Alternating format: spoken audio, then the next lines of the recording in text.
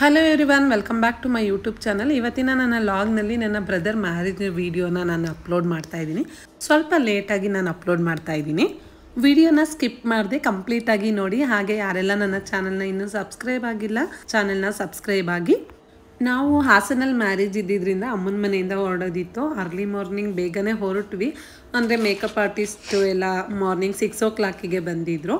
ಇವರು ನಮ್ಮ ಚನ್ನರಾಯಪಟ್ಟಣದವರೇ, ನಂದಿನಿ ಅಂತ ಅಂದ್ಬಿಟ್ಟು. ನಾವು ಮೇಕಪ್ ಎಲ್ಲ ಮಾಡಿಸ್ಕೊಂಡು ಚನ್ನರಾಯಪಟ್ಟಣದಿಂದ ಹಾಸನ್ಗೆ ಹೋಗಬೇಕಿತ್ತು. ಬಿಕಾಸ್ ಹಾಸನಲ್ಲಿ ಮ್ಯಾರೇಜ್ ಇದ್ದಿದ್ದು. ನಾವಿಲ್ಲಿಂದ ಹೊರಡೋಷ್ಟರಲ್ಲಿ ಸ್ವಲ್ಪ ಲೇಟ್ ಕೂಡ ಆಗಿತ್ತು. ಎಕ್ಸಾಕ್ಟಾಗಿ ನಾವು ಹೋಗೋ ಟೈಮ್ಗೆ ತಾಳಿ ಕಟ್ಟೋ ಟೈಮ್ ಕೂಡ ಆಗಿತ್ತು. ನೆಕ್ಸ್ಟ್ ನಾವು ಹೋದ ತಕ್ಷಣ ಮುಹೂರ್ತನ ಮಾಡಿದ್ವಿ. ಆಲ್ರೆಡಿ ಲೇಟ್ ಕೂಡ ಆಗಿತ್ತಲ್ವ, ಹಾಗಾಗಿ ಫಸ್ಟು ಅಕ್ಕ ಬಾವ ಅವ್ರು ಮಾಡಿದರು. ನನ್ನ ಹಸ್ಬೆಂಡು ಆ ಟೈಮಿಗೆ ಬಂದಿರಲಿಲ್ಲ, ಬಿಕಾಸ್ ಅವ್ರಿಗೆ ಲೀವ್ ಇರಲಿಲ್ಲ. ಲಾಸ್ಟ್ ಮೂಮೆಂಟಲ್ಲಿ ಜಾಯ್ನ್ ಆದರು. ನೆಕ್ಸ್ಟು ನಾನು ನನ್ನ ಮಗಳು ಮುಹೂರ್ತನ ಮಾಡಿದ್ವಿ. ಹೇಗೆ ಕಾಣಿಸ್ತಾ ಇದ್ದೀವಿ ಅಂತ ಕಮೆಂಟ್ ಮೂಲಕ ತಿಳಿಸಿ. ನಾವು ಆ್ಯಕ್ಚುಲಿ ಕಾಸ್ಟ್ಯೂಮ್ನ ಸೇಮ್ ಹಾಕೋಬೇಕು ಅಂತ ಅಂದ್ಬಿಟ್ಟು ಸೇಮ್ ಕಲರ್ ಕಾಂಬಿನೇಷನಲ್ಲಿ ಕಸ್ಟಮೈಸ್ ಮಾಡಿಸಿದ್ವಿ. ನೆಕ್ಸ್ಟು ನನ್ನ ತಮ್ಮನ ಹೆಂಡತಿ ಕೂಡ ಆಲ್ಮೋಸ್ಟ್ ನಾನು ಮತ್ತು ನನ್ನ ಸೆಕೆಂಡ್ ಸಿಸ್ಟರು, ನನ್ನ ತಮ್ಮನ ವೈಫು ಸ್ವಲ್ಪ ಗೋಲ್ಡ್ ಕಾಂಬಿನೇಷನಲ್ಲೇ ಸ್ಯಾರಿನ ಪರ್ಚೇಸ್ ಮಾಡಿದ್ವಿ.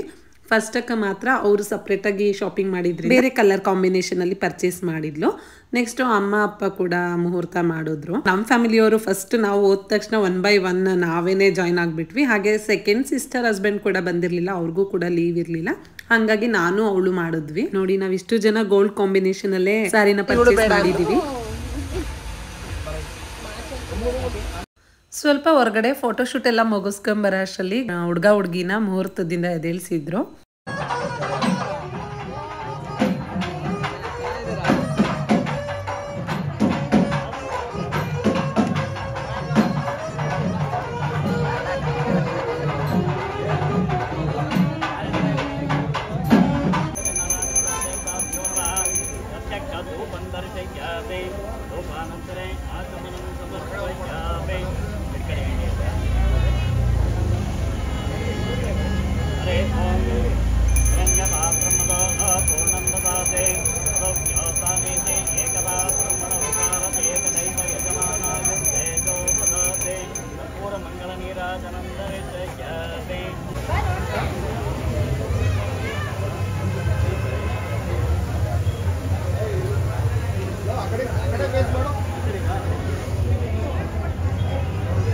ಎಲ್ಲ ಮುಗಿಸಿ ಕೂತ್ಕೊಂಡು ಇನ್ನೇನು ನಾರ್ಮಲ್ ಡಿಸ್ಕಷನ್ ಇದ್ದೇ ಇರುತ್ತಲ್ವ, ಯಾರ ಸ್ಯಾರಿ ಯಾರಿಗೆ ತುಂಬ ಚೆನ್ನಾಗಿ ಅನ್ನಿಸ್ತಿದೆ, ಯಾರ ಸ್ಯಾರಿ ಚೆನ್ನಾಗಿದೆ ಅನ್ನೋದೇ ಡಿಸ್ಕಷನ್ನು.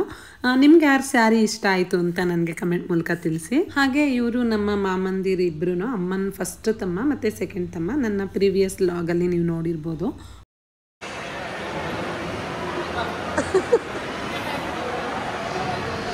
ಪುಟ್ಟ ಹೆಂಗ್ ಕಾಲಿಡ್ಕತೀಯ ನೋಡ್ತೀನಿ, ಅದಕ್ಕೆ ಮುಂದೆ ಬಂದು ನಿಂತಿದ್ದೀನಿ.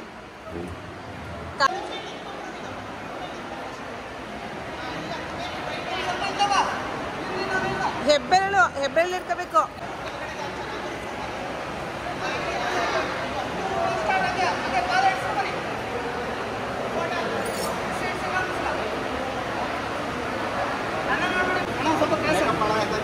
ಸ್ವಲ್ಪ ಕ್ರಾಸ್ ಆಗಿ. ಇಲ್ಲ ಚೆನ್ನಾಗಿ ಕಾಣಿಸ್ತಿದ್ದೀರ. ಕ್ರಾಸ್ ಆಗಿ ಅಣ್ಣ, ನೀವಲ್ಲ ಮೇಡಮ್ ಅಣ್ಣ. Okay, ready. ಜಾಸ್ತಿ ಪ್ರೆಸ್ ಮಾಡಿ. ಅವರು ನೋಡಿ, ಸ್ಮೈಲ್. ಮೇಡಮ್ ಒಂದು ಕೈ ತಾಳಿ ತನಿ ಹತ್ರ. ಅವರು ನೋಡಿ. ಸಪ್ತಪದಿ ಎಲ್ಲ ಮುಗಿದ್ಮೇಲೆ ಅವರ ಒಂದು ಫೋಟೋ ಸೆಷನ್ಗೆ ನಾವು ಕೂಡ ಹೆಲ್ಪ್ ಮಾಡಿದ್ವಿ. ನೋಡಿ ಹೇಗೆ ಹೆಲ್ಪ್ ಮಾಡಿದ್ದೀವಿ ಅಂತ.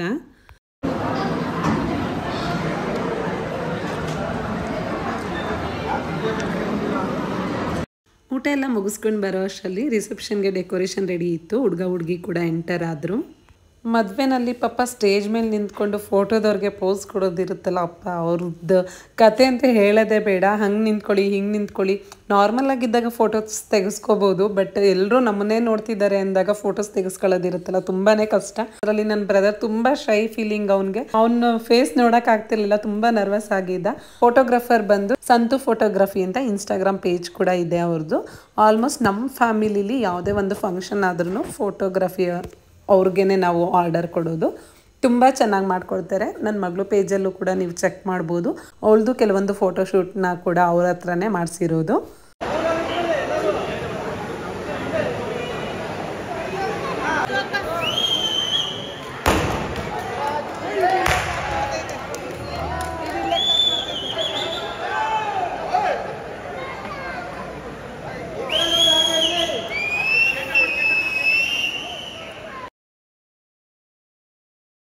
ಫೈನಲ್ ಆಗಿ ನನ್ನ ಹಸ್ಬೆಂಡ್ ಲಾಸ್ಟ್ ರಿಸೆಪ್ಷನ್ ಟೈಮ್ಗೆ ಬಂದು ಜಾಯ್ನ್ ಆದರು. ಆ ಟೈಮಲ್ಲಿ ಅವರು ಬರ್ತಾರೆ ಅನ್ನೋದು ಕೂಡ ನನಗೆ ಗೊತ್ತಿರಲಿಲ್ಲ. ಬಿಕಾಸ್ ಅವ್ರು ಹೇಳಿದರು ನನಗೆ ಲೀವ್ ಇಲ್ಲ, ನಾನು ಬರೋಕ್ಕಾಗಲ್ಲ ಅಂತ ಅಂದ್ಬಿಟ್ಟು. ಬಟ್ ಅವ್ರು ಬಂದಿದ್ದು ನಮಗೂ ಕೂಡ ಸರ್ಪ್ರೈಸ್ ಆಯಿತು. ರಿಸೆಪ್ಷನಲ್ಲಿ ಎಲ್ಲರೂ ಒಂದು ಫ್ಯಾಮಿಲಿ ಫೋಟೋ ಕೂಡ ಹಾಗೆ ತೆಗೆಸ್ಕೊಂಡಂಗಾಯಿತು. ಎಲ್ಲರೂ ಒಟ್ಟಿಗೆ ನಿಂತ್ಕೊಂಡು ಫೋಟೋನ ತಗೊಂಡ್ವಿ. ಹಾಗೆ ಸಂತು ಅವಾಗಲೇ ಫೋಟೋ ತೆಗೆದಿದ್ದನ್ನು ತುಂಬ ಚೆನ್ನಾಗಿ ಎಡಿಟ್ ಮಾಡಿ ಡಿಸ್ಪ್ಲೇ ಕೂಡ ಮಾಡಿದ್ರು. ತುಂಬ ಚೆನ್ನಾಗಿ ಅನ್ನಿಸ್ತಿತ್ತು. ಕೊನೆಯಲ್ಲಿ ಎಲ್ಲ ಥರ ಶಾಸ್ತ್ರಗಳನ್ನ ಮಾಡಿ ಮದುವೆನ ಮುಗಿಸಿದ್ವಿ. ಮಾರ್ನಿಂಗಿದೆ ಎಷ್ಟೇ ಖುಷಿಯಾಗಿ ಓಡಾಡಿಕೊಂಡು ಎಲ್ಲ ಮದುವೆ ಮಾಡಿದರು. ಕೊನೆಗೆ ಹುಡುಗನ ಮನೆಗೆ ಹೊರಡೋ ಟೈಮಲ್ಲಿ ಆ ಒಂದು ಕ್ಷಣ ಏನಿರುತ್ತೆ ನಿಜವಾಗ್ಲೂ ತುಂಬಾ ದುಃಖ ಆಗುತ್ತೆ. ಇವನ್ ನಮಗೂ ಕೂಡ ನಮ್ಮ ಮನೆಗೆ ಹುಡುಗಿನ ಕರ್ಕೊಂಡು ಹೋಗ್ತಾ ಇದ್ರು ಹುಡುಗಿ ಮತ್ತು ಹುಡುಗಿ ಮನೆಯವರು ಅಳೋದನ್ನ ನೋಡಿ ನಮಗೂ ಕೂಡ ತುಂಬ ದುಃಖ ಆಗ್ತಾ ಇತ್ತು. ಇಲ್ಲಿಗೆ ನನ್ನ ಲಾಗ್ನ ಕೂಡ ಮುಗಿಸ್ತಾ ಇದ್ದೀನಿ. ಈ ಲಾಗ್ ಏನಾದರೂ ನಿಮಗೆ ಇಷ್ಟ ಆಗಿದ್ರೆ ದಯವಿಟ್ಟು ಒಂದು ಲೈಕ್, ಶೇರ್, ಕಮೆಂಟನ್ನು ಮಾಡಿ. ಹಾಗೆ ನನ್ನ ಚಾನಲ್ನ ಸಬ್ಸ್ಕ್ರೈಬ್ ಆಗೋದನ್ನು ಮರಿಬೇಡಿ. Thank you for watching.